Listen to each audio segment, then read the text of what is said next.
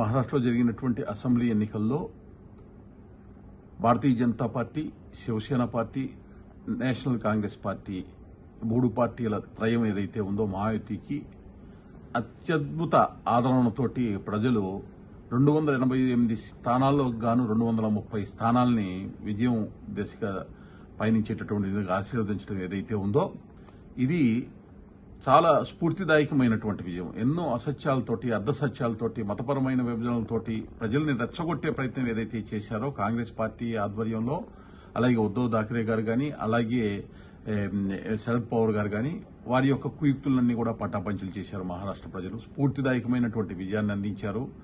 భవిష్యత్తులో భారతదేశాన్ని ఒక సురక్షితమైనటువంటి చేతుల్లో ఈ యొక్క భారతదేశం ఉండాలి అనేటువంటి ఆకాంక్షని శివాజీ యొక్క పుత్రికలుగా ఉన్నటువంటి మహారాష్ట్ర ప్రజలు ఈరోజు ఇంత పెద్ద ఎత్తున మ్యాండేట్ ఇవ్వటం జరిగింది.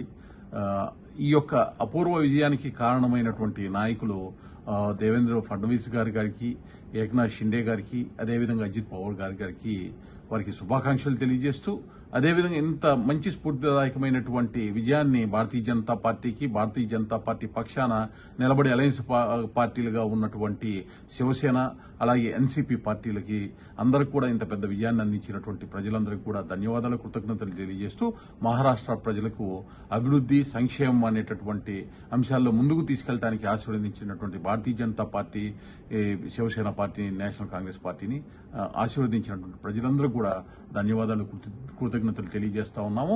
ఇది స్ఫూర్తిదాయకమైనటువంటి విజయంగా ఆంధ్రప్రదేశ్ భారతీయ జనతా పార్టీ తరఫున మేము తెలియజేస్తాం. మరిన్ని వీడియోస్ కోసం ఛానల్ ని సబ్స్క్రైబ్ చేయండి. లేటెస్ట్ అప్డేట్స్ కోసం వాట్సాప్ ఛానల్ ని ఫాలో అవ్వండి. ఆ లింక్ డిస్క్రిప్షన్ లో ఉంది.